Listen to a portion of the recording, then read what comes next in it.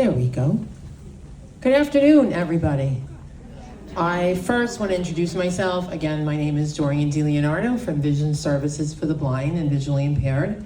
Thank you, Fern, for the lovely introduction, and thank you to Fern and your group, the Upstanders, for allowing me to be here today to speak to you. So let's start with a question. How many people here either suffer from vision loss or know someone who does? Okay, quite a few people. So it's quite common. So let's talk about beginnings. 100 years ago, 6 women looked around and said, there's not enough services for people that are blind and visually impaired.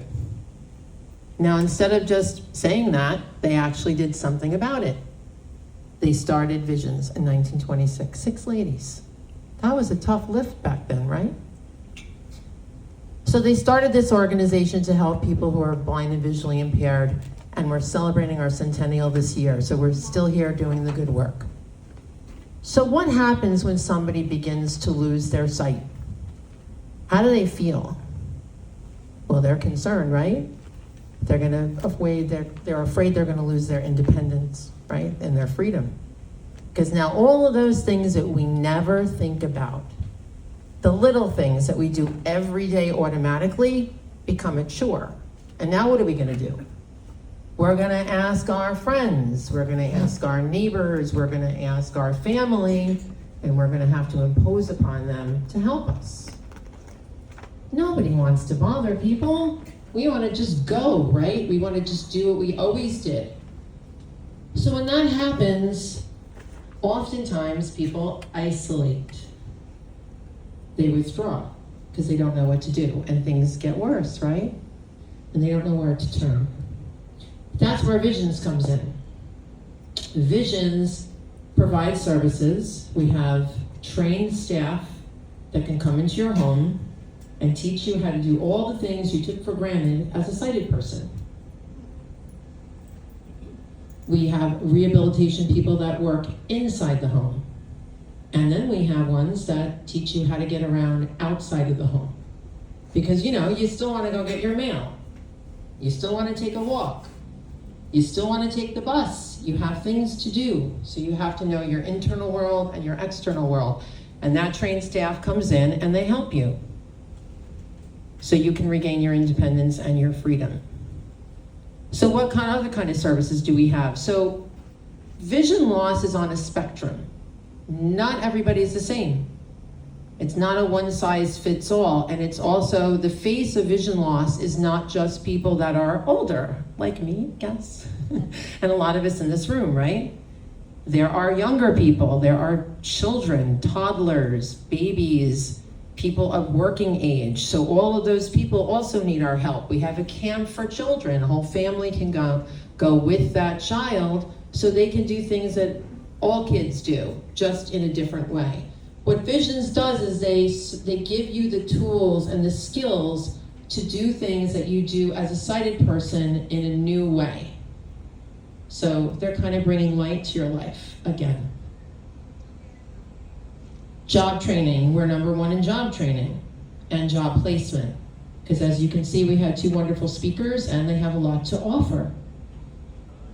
So instead of being isolated, now you're part of this world. Instead of being at home wondering, how am I going to manage tomorrow? So there's a lot of stories of success, and we've heard some today. So I'm going to tell you a little story. So you guys are in District 23, right? Council district, if you know your city council. And our council person is Linda Lee. So, I don't know, it has to be 3 or 4 years ago. And we had a participant, and his name was Nigel. And he wanted to be a summer intern in a council office. Those are hard to get. Lots of people want those jobs for the summer. So I made the ask to see if he could apply, and he did. He put his resume in. Now granted, that office is very familiar with Visions. They support us. We are grateful. And a lot of them come to our fundraisers, so they know what we do. So he interviewed, and the councilwoman came and told me, Nigel is going to be part of our team this summer. So I was really happy, right? So then, before he started, they called me.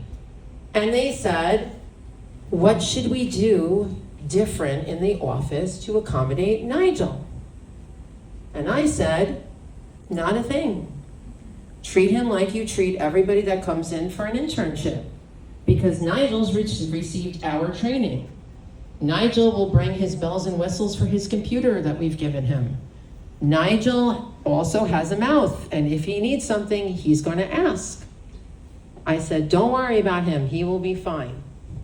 So, first day came, showed him where he worked, brought his laptop and all the things he needed. And it turns out that Nigel had made better spreadsheets than anybody that ever worked at the city council office, and they still use them years later. And they got to know Nigel, because you should get to know the person first and the disability second.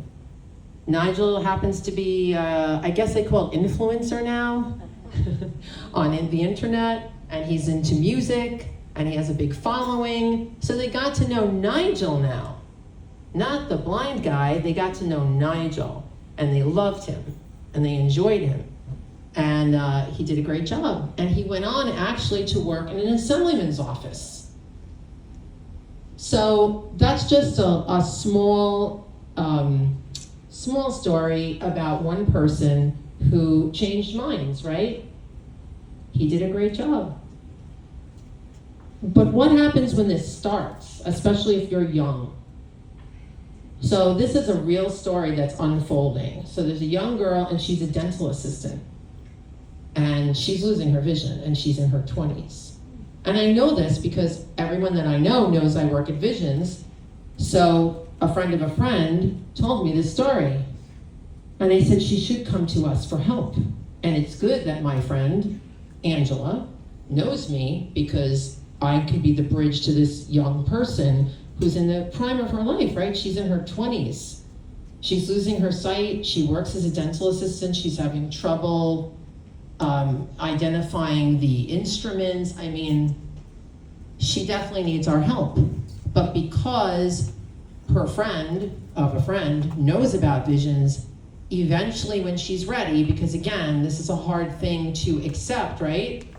At 25 years old, she will come to us, and she will also live an independent life and get her freedom back and not feel isolated and scared and worried and alone. So just like you in this audience now, you're learning about Visions. All the services that we provide are, let me say this again. All the services that we provide are at no cost to participant because of funding from the government, from foundations, individuals, and we have an endowment. So no one is turned away for inability to pay, because we maintain that funding, and of that we are grateful. So no one gets turned away. So that is vision services for the blind and visually impaired. So now you know something very special. So if you run across somebody like this girl, or any of these people that might be out there that need some help, instead of being isolated, they can enjoy life and have freedom again and feel independent again. I appreciate the time I've had here today.